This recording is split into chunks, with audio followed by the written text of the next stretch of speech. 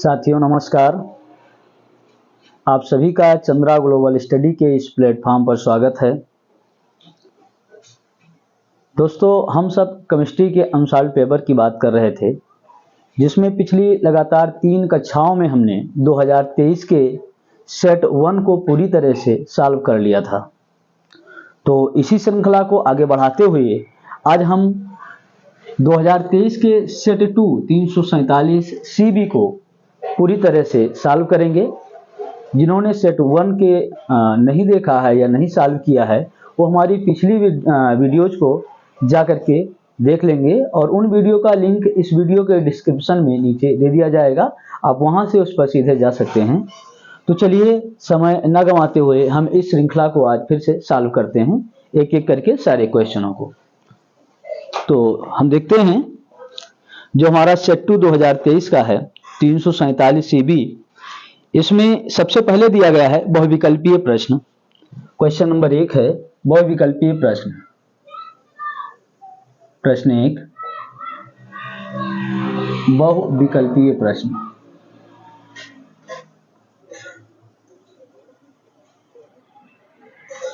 इस बहुविकल्पीय प्रश्न में क्वेश्चन जो का दिया गया है, खा, गा और घा, ये चारों क्वेश्चन हमारे पाठ्यक्रम से हट चुके हैं। तो अब हमें इन क्वेश्चनों को सॉल्व नहीं करना है, इसको छोड़ते हैं और इसके क्वेश्चन आगे यानी जो अंगा दिया गया है, यहां से केवल मात्र बहुविकल्पीय में हमारे जो सिलेबस में रह गया है अब वो मात्र 2 ही क्वेश्चन है। तो केवल हम उन दोनों को ही सॉल्व करेंगे, बाकी को छोड़ देंगे।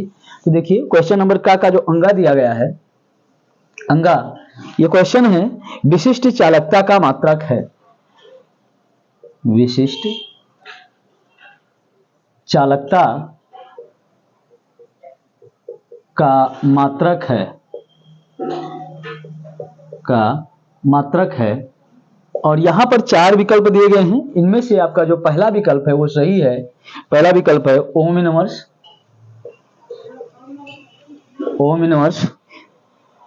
सेंटीमीटर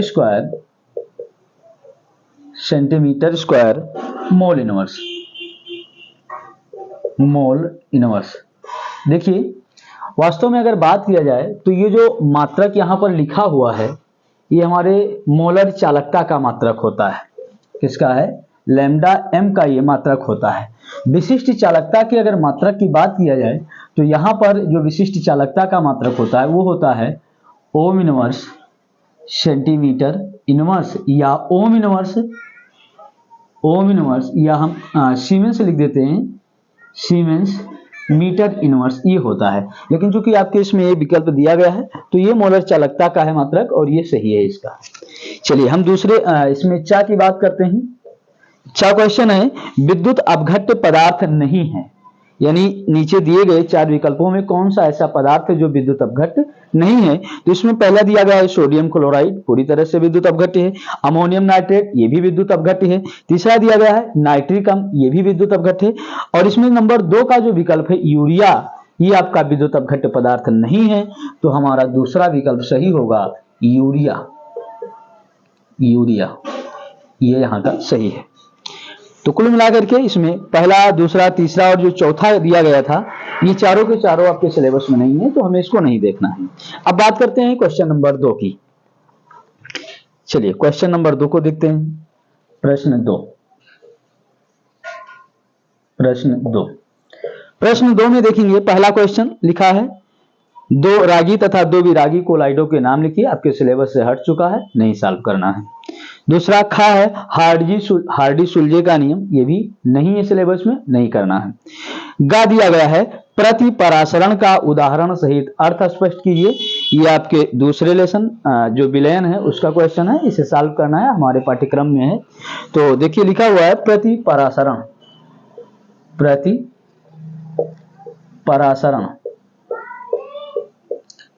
परासरण को हम प्रतिलोम परासरण के नाम से भी जानते हैं। हमारी किताबों में प्रतिलोम परासरण के नाम से दिया गया है। तो सबसे पहले हम जान लें कि वास्तव में परासरण क्या होता है। पहले हम परासरण समझेंगे और प्रतिपरासरण परासरण का उल्टा हो जाएगा, उसी को कहा जाएगा प्रतिपरासरण। तो परासरण के बारे में आपने पढ़ा होगा कि अर्धपारिगम झिल्ली में से विलायक के अणुओं का कम सांद्रता से अधिक सांद्रता की ओर स्वतः प्रवाह परासरण कहलाता है। तो इसी का उल्टा हो जाएगा प्रतिपरासरण। तो आप लोग हेडिंग करेंगे प्रतिपरासरण, और प्रतिपरासरण की परिभाषा नोट करिए, हम बोल रहे हैं आप लोग लिखिए। लिखेंगे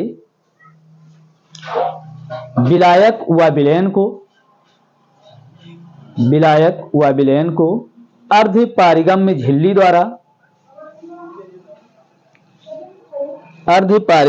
द्वारा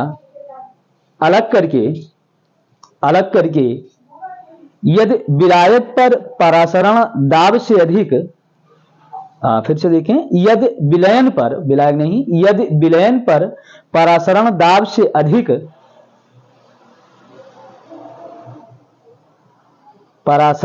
से अधिक दाब लगाया जाए तो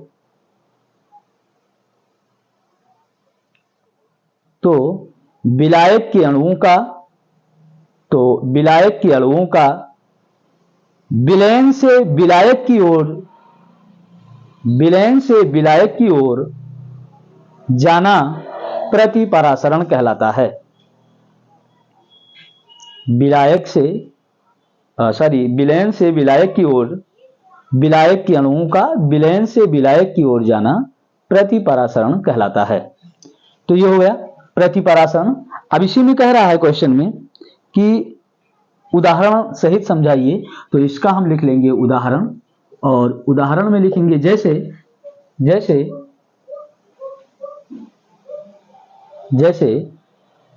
समुद्री जल व कठोर जल को शुद्ध करना। समुद्री जल व कठोर जल को शुद्ध करना। समुद्री जल में भी लवण की मात्रा ज्यादा होती है, तो उस लवण की मात्रा में विलायक अर्थात जल के अणु भी होते हैं, तो उन जल के अणुओं का इसी प्रतिपरासरण की क्रिया द्वारा हम अलग कर लेते हैं, तो यही कहलाता है प्रतिपरासरण। चलिए, अब इसी में घा दिया गया है क्वेश्चन नंबर, ये था गा का क्वेश्चन, 2 का गा था। अब हम देखते हैं 2 का घा। तो 2 के घा में 2 दिए गए हैं। पहला है बेंजल्डिहाइड के नाइट्रीकरण में प्रयुक्त इलेक्ट्रोफाइल का नाम और सूत्र लिखिए। बेंजल्डिहाइड की जब भी क्रिया होती है तो कह रहा है कि इसमें इसके नाइट्रीकरण के लिए कौन सा इलेक्ट्रोफाइल, इलेक्ट्रोफाइल का मतलब इलेक्ट्रॉन स्नेही समूह, कौन सा इलेक्ट्रॉन स्नेही समूह प्रयुक्त होता है, उसका नाम क्या है और उसका सूत्र क्या है। तो हम पहले यहां पर नाम लिख लेंगे। नाम होता है नाइट्रोनियम आयन, नाइट्रोनियम आयन, ये हो जाएगा नाम, और यहां सूत्र लिख लेंगे NO2 प्लस चार्ज, ये हो जाएगा इसका सूत्र। तो ये दूसरे घा का पहला हो गया। और इसी घा में दूसरा क्वेश्चन, दूसरा है एक डाइसैकेराइड का नाम और अणुसूत्र लिखिए। तो डाइसैकेराइड सुक्रोज होता है, हम सुक्रोज का नाम लिख देंगे और उसका सूत्र लिख देंगे। तो यहां लिखेंगे एक डाइसैकेराइड, हाँ लिखेंगे डाइसैकेराइड और डैश करके लिख देंगे सुक्रोज,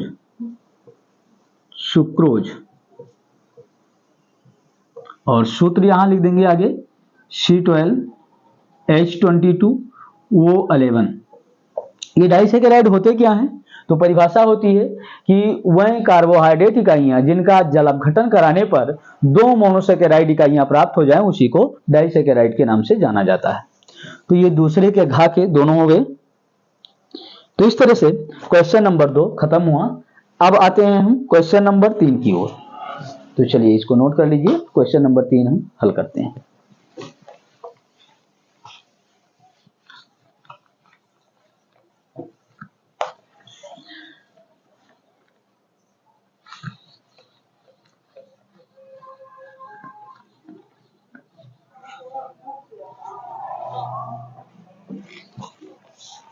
चलिए क्वेश्चन नंबर 3 देखते हैं। क्वेश्चन नंबर 3 के दिया गया है प्रश्न 3 इसका का क्वेश्चन है। का लिखा है उपसह संयोजन यौगिक तथा द्विक लवण में अंतर स्पष्ट कीजिए। 2 नंबर का सवाल है। तो उपसह संयोजन यौगिक और द्विक लवण में अंतर स्पष्ट करना है। देखिए लवण के जो प्रकार हैं यहाँ पर, ये दोनों लवण के प्रकार ही होते हैं, एक होता है उपसह संयोजन यौगिक और एक होता है द्विक लवण। तो चलिए हम इनके बारे में लिखते हैं। अंतर कह रहा है तो जो अंतर हमें लिखना हो तो दोनों हेडिंग डालें और बीच से दोनों एक टेबल बना करके और लिखेंगे। तो टेबल में पहले हम लिख लेते हैं उपसह संयोजन यौगिक, उपसह संयोजन यौगिक, और बीच से लाइन खींच देंगे, थोड़ा सीधी लाइन खींची जाए ऐसे, और एक तरफ लिखेंगे द्विक लवण, द्विक लवण उपसह संयोजन यौगिक, और दूसरी तरफ लिख देंगे द्विक लवण, और दोनों में हम एक एक करके पॉइंट वाइज लिखते चले जाएंगे। तो चलिए सबसे पहले हम उपसह संयोजन यौगिक में पहला बिंदु लिखेंगे। आप लोग लिखिए, हम बोल रहे हैं, लिखेंगे उपसह संयोजन यौगिक में नंबर 1 करके लिखेंगे। देखें उपसह संयोजन यौगिक, उपसह संयोजन यौगिक ठोस तथा विलयन, ठोस तथा विलयन दोनों अवस्थाओं में अपना अस्तित्व बनाए रखते हैं। उपसह संयोजन यौगिक ठोस तथा विलयन दोनों अवस्थाओं में अपना अस्तित्व बनाए रखते हैं, अपना अस्तित्व बनाए रखते हैं। और फिर द्विक लवण में नंबर 1 करके लिखेंगे। अब नंबर 1 द्विक लवण में लिखें, द्विक लवण, द्विक लवण का अस्तित्व ठोस अवस्था में तो रहता है, द्विक लवण का अस्तित्व ठोस अवस्था में तो रहता है, परंतु गलित अवस्था या जलीय विलयन में, परंतु गलित अवस्था या जलीय विलयन में ये अपना अस्तित्व खो देते हैं, या जलीय विलयन में ये अपना अस्तित्व खो देते हैं। अब उपसह संयोजन यौगिक में नंबर 2 करके लिखेंगे। नंबर 2 उपसह संयोजन यौगिक में लिखेंगे, लिखें जलीय विलयन में ये, जलीय विलयन में ये अपने आयनों में वियोजित नहीं होते हैं, जलीय विलयन में ये अपने आयनों में वियोजित नहीं होते हैं। और द्विक लवण में लिखेंगे नंबर 2, लिखें द्विक लवण में ये जलीय विलयन या गलित अवस्था में, ये जलीय विलयन या गलित अवस्था में, गलित अवस्था में अपने आयनों में वियोजित हो जाते हैं, ये जलीय विलयन या गलित अवस्था में अपने आयनों में वियोजित हो जाते हैं,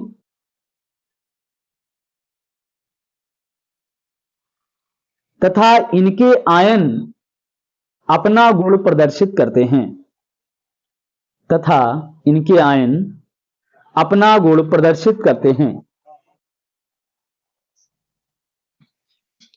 और फिर नंबर 3 करके लिखेंगे उपसह संयोजन यौगिक में। नंबर 3 या नंबर 2 आपने लिख लिया। अब नंबर 3 करके उपसह संयोजन यौगिक में लिखें इनमें केंद्रीय धातु परमाणु व लिगेंडों के मध्य, इनमें केंद्रीय धातु परमाणु व लिगेंडों के मध्य उपसह संयोजी बंध होता है, उपसह संयोजी बंध होता है। द्विक लवण में नंबर 3 करके लिखें। देखो इनमें सामान्यतः आयनिक बंध पाए जाते हैं, इनमें सामान्यतः आयनिक बंध पाए जाते हैं। और नंबर 4 में हम दोनों के उदाहरण दे देंगे। उपसह संयोजन यौगिक में एक उदाहरण लिख देंगे, जैसे K4 FeCN का होल 6 नाम लिख लेंगे hexacyano, potassium hexacyano ferrate second, नाम लिख देंगे पोटेशियम हेक्सासाइनो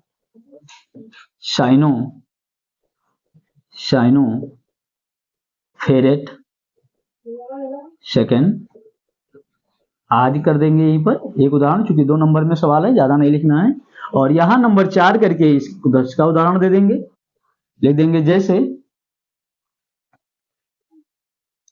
K2SO4 Al2SO4 का होल थ्राइज इंटू 24H2O, नाम लिख देंगे यहां पर फिटकरी या पोटाश एलम के नाम से भी जाना जाता है, आगे आदि लिख देंगे।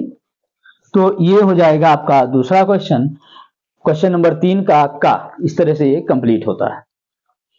चलिए अब क्वेश्चन नंबर 3 के खा की बात करते हैं हम। क्वेश्चन नंबर 3 का खा,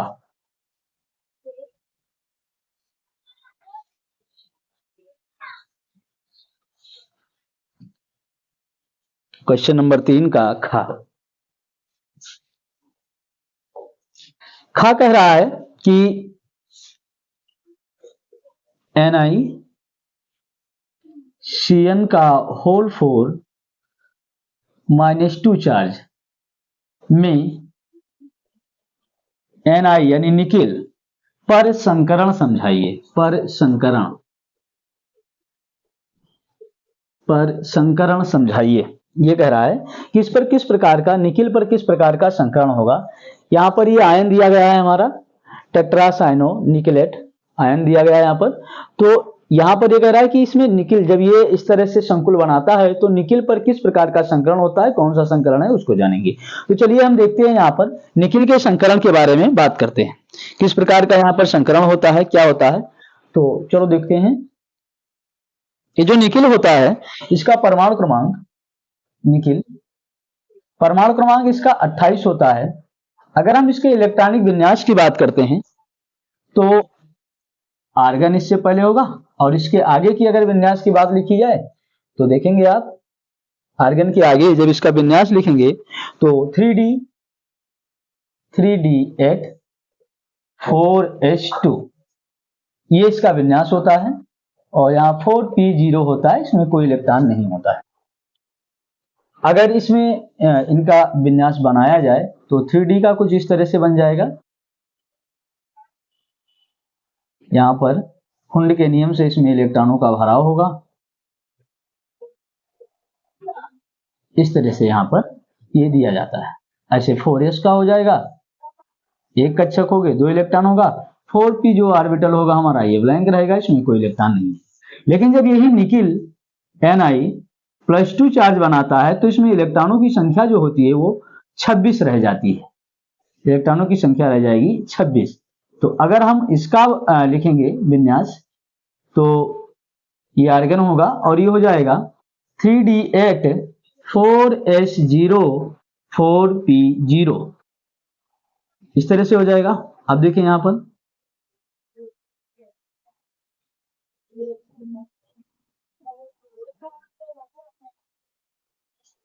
S और P पूरे के पूरे ब्लैंक हो जाएंगे। D में आप देखोगे तो इसमें इस तरह से इलेक्ट्रॉनों का भराव रहेगा, 8 इलेक्ट्रॉन रहेंगे, ऐसे इस तरह से ये 8 इलेक्ट्रॉन रहेंगे। लेकिन चूंकि इस संकुल को आप देखेंगे यहां पर एक प्रबल लिगेंड CN होता है, और CN जब इनके साथ जुड़ता है उपसाह संयोजी बंध के द्वारा तो उस प्रभाव के कारण, उसके प्रभाव के कारण यहाँ के जो 2 युग्मित इलेक्ट्रॉन है ये भी आकर के इसी में चला आता है और इसको युग्मित कर लेता है, यानी कि इसमें कुछ इस तरह से इलेक्ट्रॉनों का भराव हो जाता है, इस तरह से। और D यानी 3D का एक कक्षक यहाँ पर रिक्त हो जाता है, S का एक कक्षक रिक्त रहता है। तो कुल मिलाकर के इनमें संकरण में भाग लेते हैं 3D का एक कक्षक, 4S और 4P के 2 कक्षक संकरण में भाग ले लेते हैं। तो यहां पर जो संकरण होता है तो उस संकरण में आप देखेंगे तो ये बनाता है DsP2 संकरण, DsP2 संकरण। और एक 3D एक 4S और 2P जब DsP2 संकरण लेते हैं तो इस तरह से 4 नए संकरित कक्षक बनते हैं। ये 4 नए संकरित कक्षक बन जाते हैं।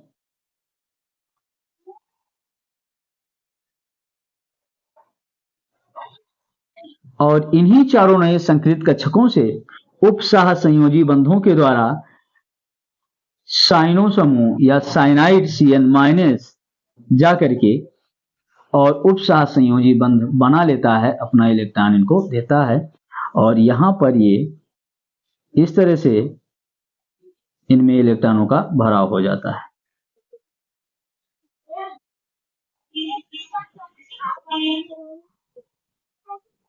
इस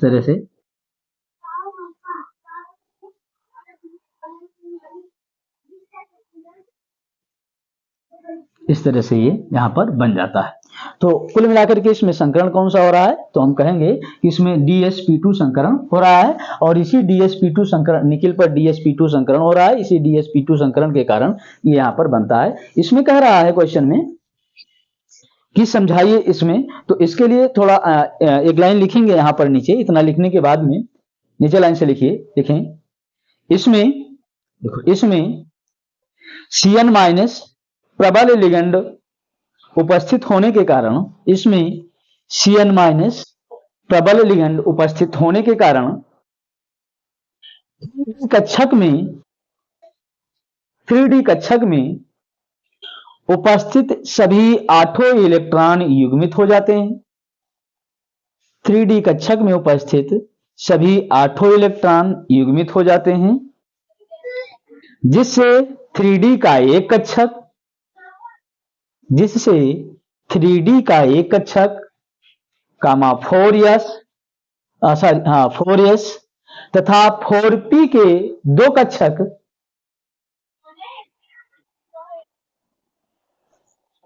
4p के दो कक्षक संकरण में भाग लेकर 4 नए DsP2 संकरित कक्षकों का निर्माण करते हैं।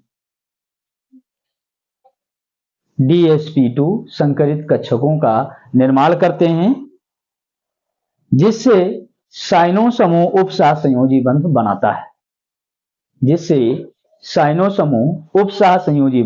बनाता है, तो इस तरह से ये तीसरे का खा हो गया होगा, नोट करिए।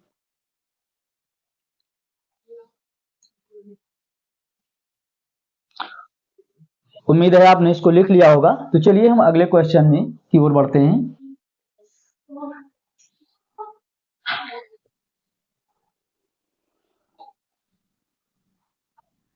आइए, तीसरे का ये खा हो गया, तीसरे का गा दिया गया है। तीसरे का गा क्वेश्चन है, प्रथम कोट की अभिक्रिया के लिए अर्धायु काल का सूत्र लिखिए। तो प्रथम कोट की अभिक्रिया के लिए अर्धायु काल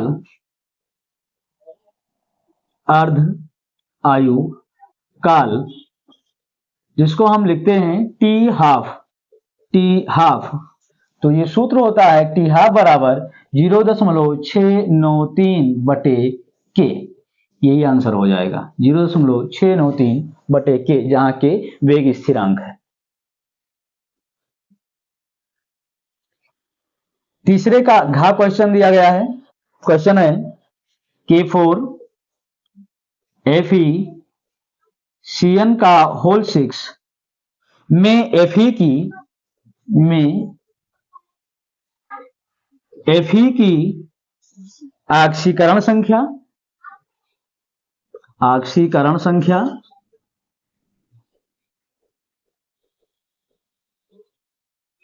तथा समन्वय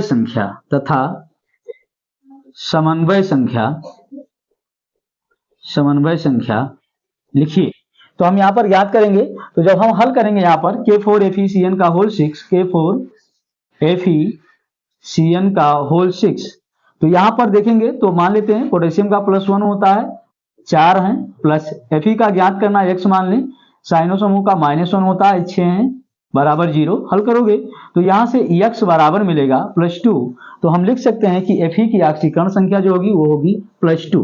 और समन्वय संख्या की अगर बात किया जाए तो समन्वय संख्या का परिभाषा होता है कि केंद्रीय धातु परमाणु के साथ लिगेंड जितने उपसहसंयोजी बंध बनाता है वही उसकी समन्वय संख्या होती है। आप देख रहे हैं यहाँ पर एक संयोजी साइनो समूह दिया गया है और 6 है, इसलिए 6 उपसहसंयोजी बंध बनाएंगे, इसलिए इसकी समन्वय संख्या 6 हो जाएगी। इसकी समन्वय संख्या 6 होगी, नोट करिए।